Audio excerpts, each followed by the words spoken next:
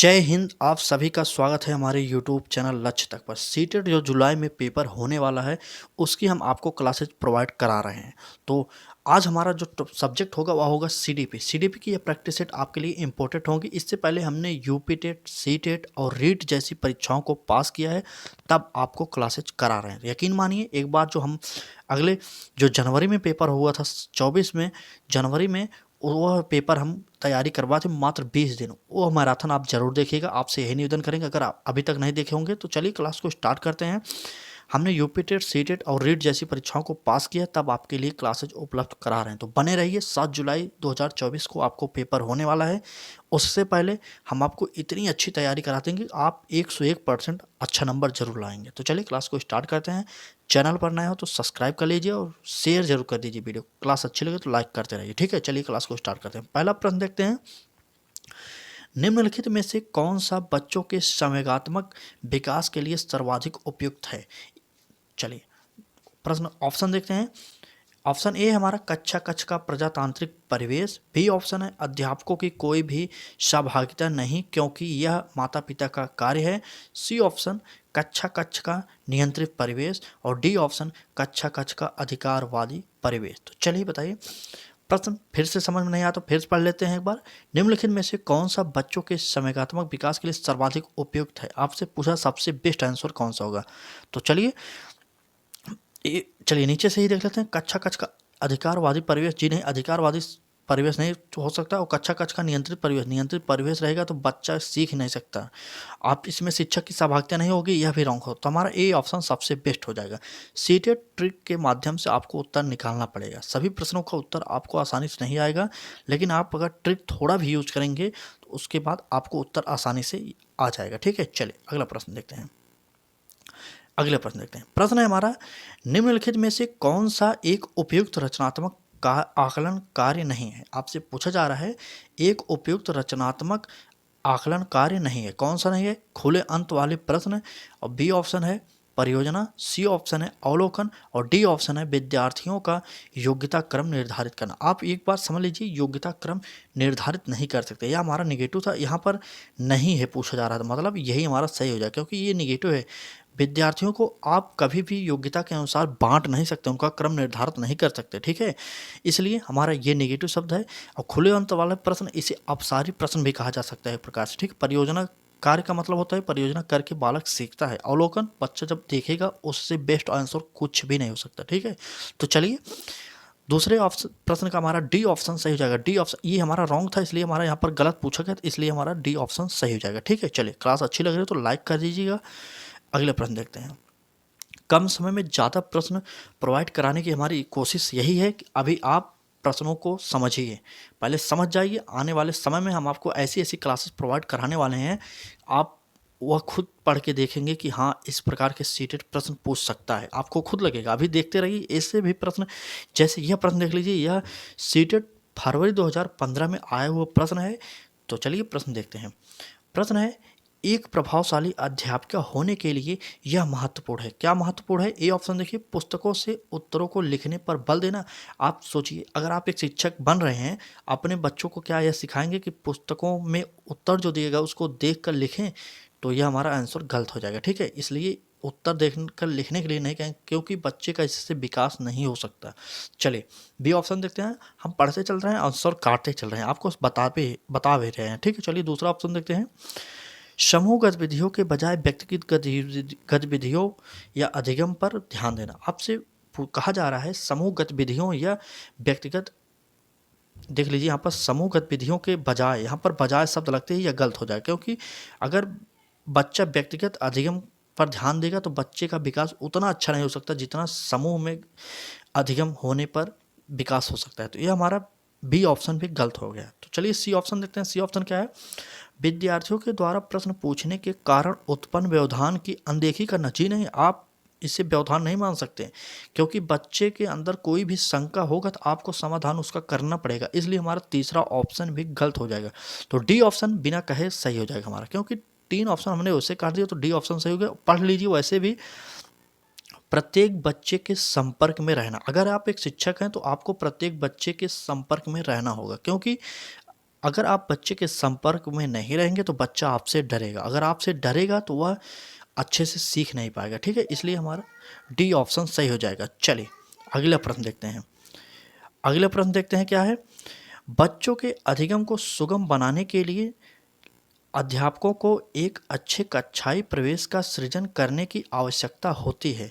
इस प्रकार के अधिगम परिवेश का सृजन करने के लिए दिए गए कथनों में से कौन सा कथन सही नहीं है। देख लीजिए, यहाँ पर भी नहीं पूछा जा रहा है। सीटेट आपको प्रश्न बड़ा बड़ा दे देगा या आंसर बड़ा बड़ा देगा, आप वो पढ़ने में अगर थोड़ा भी इधर उधर हुए तो आप उत्तर नहीं दे सकते। इसलिए प्रश्नों को आराम से पढ़िएगा जब पेपर हो, इसलिए अभी से समझते चलिए। ठीक है, प्रश्न बड़ा है, नहीं समझ में आया, अभी प्रैक्टिस कर रहे हैं आप, 1 से 2 बार प्रश्न को पढ़िए।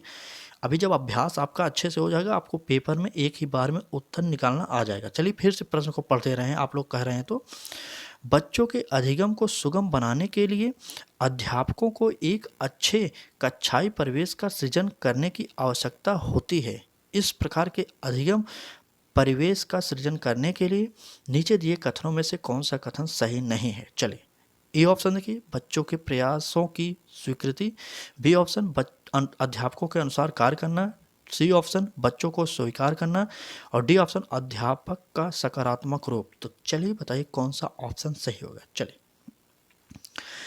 तो हमारा ए ऑप्शन जो है, बच्चों के प्रयासों को स्वीकृति। आप हमेशा बच्चे जो प्रयास करते हैं उनको सकारात्मक ही लेंगे, नकारात्मक नहीं। अगर बच्चा गलत भी करा उसको समझाएंगे, ठीक है। तो इसलिए हमारा ए ऑप्शन सही था, यह गलत हो जाए क्योंकि यहाँ पर निगेटिव शब्द पूछा गया है। तो हमारा बी ऑप्शन, अध्यापकों के अनुसार कार्य करना, ये हमारा निगेटिव हो जाएगा। ठीक है, बी ऑप्शन हमारा सही हो जाएगा क्योंकि बच्चे अध्यापक के अनुसार कार्य करेंगे तो बच्चे उतने अच्छे से सीख नहीं सकते। ठीक, समझ आ रहा है। अगर क्लास अच्छी लग रही है तो लाइक कर दीजिए, चैनल पर नए हो सब्सक्राइब करते रहिए। ठीक है, अभी से आप थोड़ी थोड़ी प्रैक्टिस सेट करते रहिए हमारे साथ। ठीक है, अभी 2-4 दिन प्रैक्टिस थोड़ा थोड़ा करा रहे हैं एक सब्जेक्ट की। जैसे ही 4-5 दिन हो जाएगा, हम आपकी प्रैक्टिस सभी सब्जेक्ट के मिक्स क्वेश्चन लाएंगे। जैसे 15% लाएंगे हिंदी से, 15% CDP से, 15 EVS से।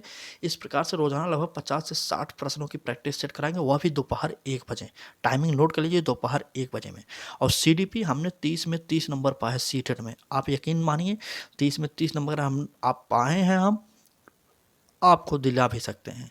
नहीं विश्वास, आप देख सकते हैं हमारे YouTube चैनल पर सीटेट की मार्कशीट हमने अपलोड की है। वहाँ पर हमने बताया भी है, दिखाया भी है, रोल नंबर सहित दिखाया है कि 30 में 30 हमने पाया है।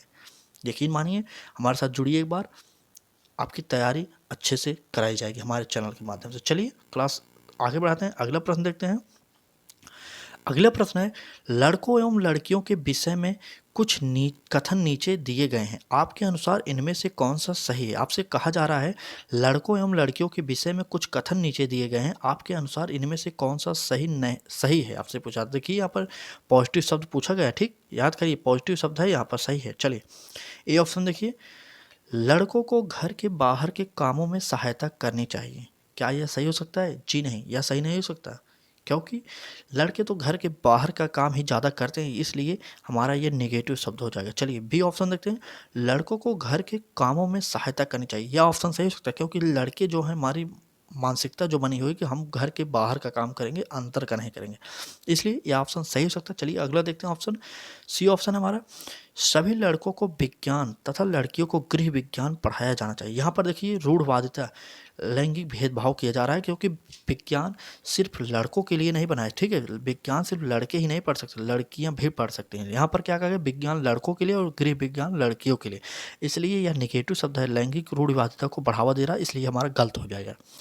चौथा ऑप्शन देखते हैं, डी ऑप्शन, लड़कियों को घर के कामों में सहायता करनी चाहिए। तो लड़कियों को घर के कामों में, यह भी नहीं सही होगा, हमारा बी ऑप्शन सही हो जाएगा। ठीक है, बी ऑप्शन सही हो जाएगा। चलिए चलिए अगला प्रश्न देखते हैं। यह प्रश्न देखिए हमारा, अधिगम असक्तता अधिगम विकार से यह प्रश्न लिया गया है। चलिए प्रश्न को देखते हैं क्या है। एक बच्चे की कॉपी में लिखने में विपरीत छवियां, दर्पण छवि आदि जैसी गलतियां मिलती हैं। इस प्रकार का बच्चा लक्षण प्रदर्शित कर रहा है। कैसा लक्षण प्रदर्शित कर रहा है? ए ऑप्शन देखिए, अधिगम में असुविधा के, अधिगम में असक्तता के, सी ऑप्शन अधिगम में कठिनाई के, और डी ऑप्शन अधिगम में समस्या के। तो चलिए बताइए किस प्रकार का अधिगम अक्षमता इसमें पाई जा रही है। तो यहाँ पर देख लीजिए, दर्पण छवि मतलब चित्र बना रहा है। ठीक है, चलिए अधिगम में असक्तता हमारा बी ऑप्शन सही हो जाएगा। इससे एक क्वेश्चन जरूर सीटेट हमेशा पूछता है, यह प्रश्न सीटेट फरवरी 2022 में यह पूछा गया था, ठीक है, इसलिए इंपॉर्टेंट कर लीजिए। ठीक, हम आपको छोटी क्लास इसलिए करा रहे हैं, यकीन मानिए आप हमारे साथ रोजाना अगर अभी कम से कम 15 मार्च तक आप हमारे साथ छोटी छोटी क्लासेस देखते रहिए, ठीक है। 15 मार्च तक छोटी क्लासेस होंगी, उसके बाद हम आपको 16 से 17 मार्च से इम्पोर्टेंट महत्वपूर्ण क्लासेस, मैराथन क्लासेस उपलब्ध कराएंगे रेगुलर। समझ लीजिए 4 महीने का टाइम है, लगभग 100 मैराथन क्लास उपलब्ध कराएंगे रोजाना दोपहर 1 बजे में। तो जुड़ते रहिए, अभी से देखते रहिए, अपनी आदत बनाइए 1 बजे पहले छोटी क्लासेस से। उसके बाद हम लगभग 15 मार्च के बाद आपकी क्लासेस लंबी करने वाले हैं, बड़ी करने वाले हैं। रेगुलर 5 सब्जेक्ट का मिक्स क्वेश्चन लेकर आएंगे, लगभग 50 से 60% रेगुलर कराएंगे। तो अभी बने रहिए हमारे साथ, ठीक। चलिए, क्लास अच्छी लग रही हो तो शेयर कर दीजिए, चैनल पर नए हो तो सब्सक्राइब कर दीजिए और लाइक जरूर करिएगा, ठीक। चलिए प्रश्न देखते हैं। प्रश्न है हमारा, विद्यार्थियों के ज्ञान अर्जन में सहायता करने के क्रम में अध्यापकों को किस पर ध्यान केंद्रित करना चाहिए। आपसे पूछा जा रहा है, विद्यार्थियों के ज्ञान अर्जन में सहायता करने के क्रम में अध्यापकों को किस पर ध्यान केंद्रित करना चाहिए। ए ऑप्शन देखिए, सुनिश्चित करना कि शिक्षार्थी सब याद करते हैं। जी नहीं, जहाँ पर याद करते शब्द आए उसको तो फट से काट दीजिए, क्योंकि यह गलत हो गया, यह निगेटिव है, याद नहीं करवा सकते आप बच्चे से, इसलिए गलत हो गया, ठीक है। चलिए बी ऑप्शन देखते हैं, शिक्षार्थियों के द्वारा प्राप्त किए गए अंकों पर।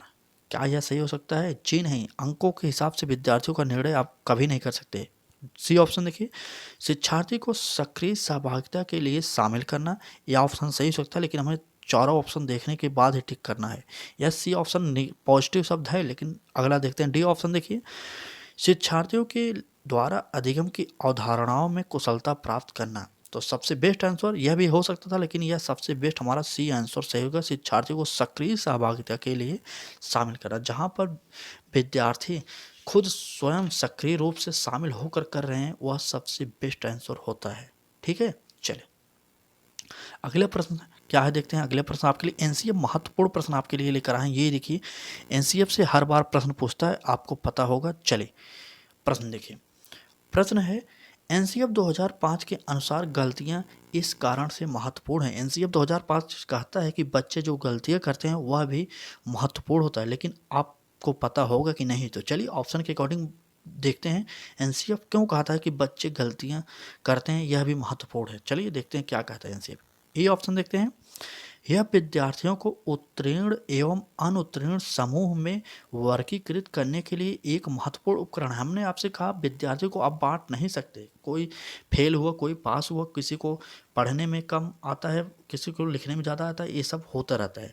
तो आप बांट नहीं सकते, विद्यार्थी एक प्रकार से नहीं होते। इसलिए हमारा ये नेगेटिव शब्द था, यहाँ पर उत्तीर्ण और अनुत्तीर्ण की बात की गई। जहाँ पर ऐसे शब्दों का प्रयोग किया जा रहा है जैसे बालक में विभेद हो रहा हो, तो वह नेगेटिव शब्द होता है, वह सीटेट हमेशा गलत मानता है, याद करिएगा, ट्रिक है ये। बी ऑप्शन देखते हैं। बी ऑप्शन है हमारा, यह अध्यापकों को बच्चों को डांटने के लिए एक तरीका उपलब्ध कराती है। जी नहीं, बच्चे को आप डांट नहीं सकते, बच्चे को आप समझा सकते हैं। सीटेट ऐसे आंसरों को हमेशा ही गलत मानता है, तो आप यकीन मानिए यह आंसर हमेशा गलत होता है। ये दो जो ए और बी में ऑप्शन था, ये दोनों गलत हैं। इसका ट्रिक आप समझ लीजिए, अपने हिसाब से बना सकते हैं, ठीक है। हम जैसे बताना वैसे भी कर सकते हैं, आप जैसे भी समझे वैसे बनाइए, क्योंकि ट्रिक बहुत बड़ी चीज़ होती है सीटेट में। अगर आप यकीन नहीं मानते तो इस बार जो सीटेट का पेपर जनवरी 2024 में हुआ था, लगभग 22 लोग फॉर्म भर कर बैठे थे पेपर देने के लिए, जिसमें से सिर्फ 2.5 लाख लोग पास हुए और 19,40,000 लोग फेल हुए हैं। तो सोचिए सीटेट किस प्रकार का प्रश्न बनाता है। अगर अभी से आप नहीं जुड़ेंगे तो बाद में आपको पछताना पड़ जाएगा। यकीन मानिए, जुड़िए हमारे साथ, अभी से तैयारी अच्छी कराएंगे, ठीक है। चलिए सी ऑप्शन देखते हैं, यह बच्चे के विचार की अंतर्दृष्टि उपलब्ध कराती है तथा समाधानों को पहचानने में सहायता करती है। देखिए ये पॉजिटिव शब्द हो सकता है। डी ऑप्शन देखते हैं। डी ऑप्शन है, यह कक्षा से कुछ बच्चों को हटाने के लिए आधार उपलब्ध कराती है। जी नहीं, जहाँ पर कुछ बच्चों को हटाने की बात कीजिए वह गलत हो जाएगा, तो हमारा ऑप्शन सी सही हो जाएगा। सी ऑप्शन हमारा सही हो जाएगा, एनसीएफ 2005 के अनुसार सी ऑप्शन सही हो जाएगा। चलिए अगला प्रश्न देखते हैं। यह प्रश्न है हमारा इंपॉर्टेंट प्रश्न है, आउट ऑफ द बॉक्स चिंतन किससे संबंधित है। आपसे पूछा जा रहा आउट ऑफ द बॉक्स चिंतन किससे संबंधित है। ए ऑप्शन देखिए अनुकूल चिंतन, बी ऑप्शन स्मृति आधारित चिंतन, सी ऑप्शन अपसारी चिंतन, और डी ऑप्शन अभिसारी चिंतन। ठीक है, चलिए बताइए जो आउट ऑफ द बॉक्स अपसारी चिंतन से संबंधित हमारा सी ऑप्शन सही हो जाएगा। यह जो है इसे निगेटिव शब्द मानते हैं, अभिसारी जो शब्द है इसे निगेटिव मानते हैं। ठीक है, चलिए अपसारी चिंतन सही हो जाएगा। चलिए अगला प्रश्न देखते हैं। आप किस सब्जेक्ट की स्पेशल क्लास चाहते हैं, आप वह भी बताते रहिए, हम कमेंट करिए। जिस भी क्लास में आपको समस्या हो रही है उसकी हम समस्या को दूर करने की पूरी कोशिश करेंगे। आप कमेंट करके जरूर बताइएगा। चलिए प्रश्न को देखते हैं। प्रश्न है हमारा, शिक्षण में अध्यापकों के द्वारा विद्यार्थियों का आकलन इस अंतर्दृष्टि को विकसित करने के लिए किया जा सकता है। चलिए किस लिए किया जा सकता है, ए ऑप्शन देखते हैं। उन विद्यार्थियों की पहचान करना जिन्हें उच्चतर कक्षा में प्रोन्नत करना है। बी ऑप्शन, उन विद्यार्थियों को प्रोन्नत न करना जो विद्यालय के स्तर के अनुकूल नहीं हैं। सी ऑप्शन, शिक्षार्थियों की आवश्यकता के अनुसार शिक्षण उपागम में परिवर्तन करना। और डी ऑप्शन, कक्षा में प्रतिभाषा सरलता तथा कमजोर विद्यार्थियों के समूह। हमने आपसे पहले बताया जहाँ पर समूह बनाने की बात की जाए वह हमेशा ऑप्शन गलत होता है। ठीक है, चलिए यह ऑप्शन पहला ही कट गया। डी ऑप्शन, पहला ऑप्शन देखते हैं। उन विद्यार्थियों की पहचान करना जिन्हें उच्चतर कक्षा, जी नहीं, यहाँ पर भी देखिए विभेद किया जा रहा है। ऐसे नहीं कह सकते आप जो पढ़ने में ठीक है उन्हें ऊपर पहुँचा देंगे ऊपर कक्षा में, जो पढ़ने में नहीं ठीक उन्हें नहीं पहुँचाएंगे। और बी ऑप्शन देखिए, उन विद्यार्थियों को प्रोन्नत ना करना जो विद्यालय के स्तर के अनुकूल नहीं, बिल्कुल गलत हो जाएगा। हमारा सी ऑप्शन सबसे बेस्ट हो जाएगा। सी ऑप्शन, शिक्षार्थियों की आवश्यकता के अनुसार शिक्षण उपागम में परिवर्तन करना। तो चलिए यह क्लास कैसी लगी कमेंट करके ज़रूर बताइएगा, और क्लास अच्छी लगे तो लाइक कर दीजिए, और चैनल पर नए हो तो सब्सक्राइब करके बेल आइकन को जरूर ऑन करिए। चलिए कल फिर मिलेंगे एक नए क्लास में दोपहर 1 बजे। आज की क्लास में बस इतना ही।